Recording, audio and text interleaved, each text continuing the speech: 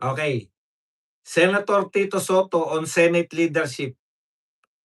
Siya rin nagkuwento 'no, "I was asked why I have been silent." Bakit daw siya tahimik sa palitan ng liderato ng Senado. Hindi siya nagsasalita. Sabi ni Tito Soto, "Wrong. I was the one who brought out the idea of making Sherwin as SP." Oh, akala mo naman nakabuti kay Sherwin Gatchalian.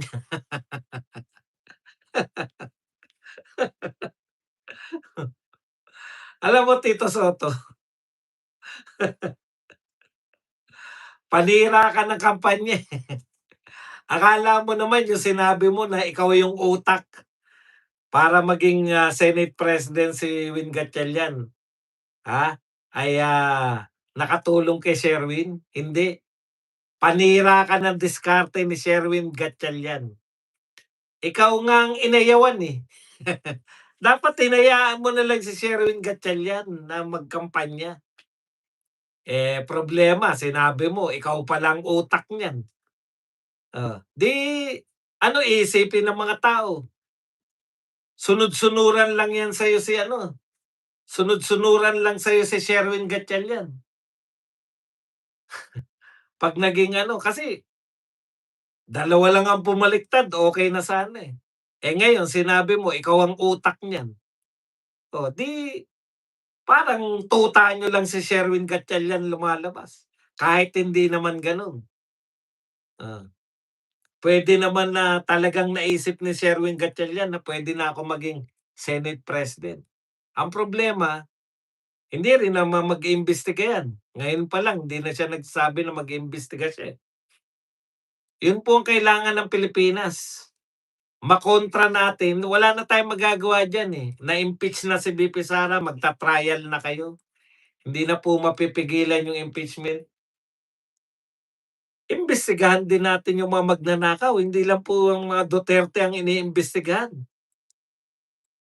Oh, yan po yung mga binabasag natin, yung mga banat nila na ang mga kakampi ng Duterte may kaso lahat. Paano hindi magkakakaso, eh, kinasuhan ninyo kahit walang katotohanan? Saan ka nakakita absuelto sa COMELEC, pero yung mismong ikinaso sa kanya sa COMELEC, yun ang ikakaso dito sa hindi ba alam niyo, hindi naman na automatic na ito ay ano 'no, forum forum shopping, pero parang gano'n na nangyayari. Hindi umubra sa COMELEC, dinala ninyo sa ombudsman para may kaso si Marcoleta.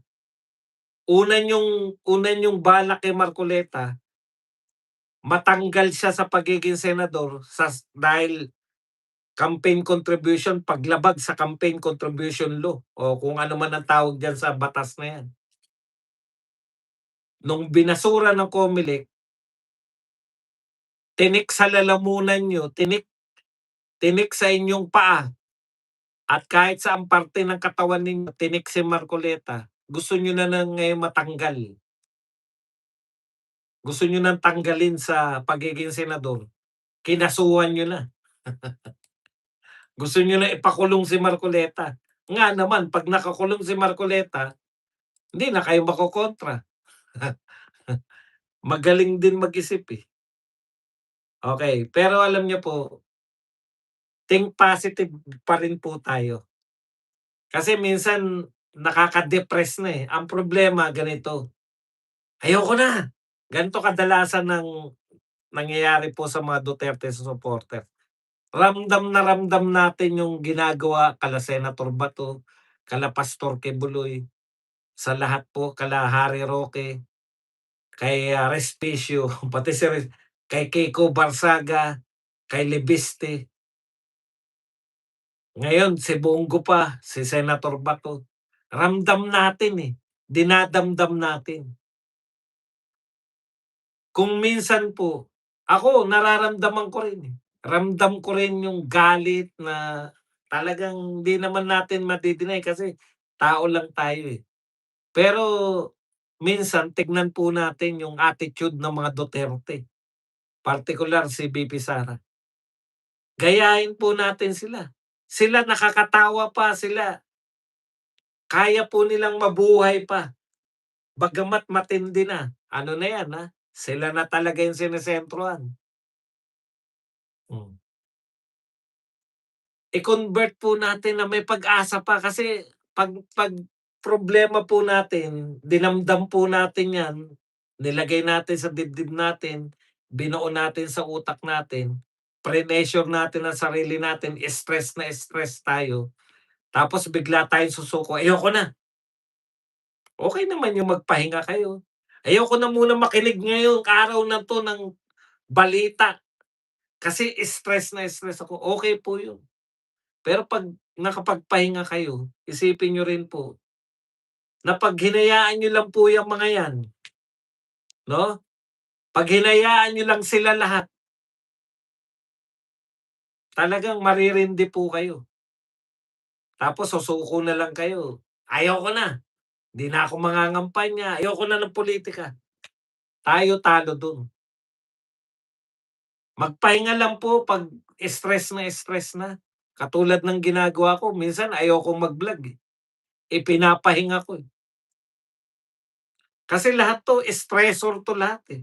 Kaya lang naisip ko 'pag nakapagpahinga ako, 'pag hindi kami saan pa kukuha ng mga impormasyon yung mga tao 'pag kami sumuko pa? Sino pa yung lalaban sa mga ano nila, sa mga argumento nila?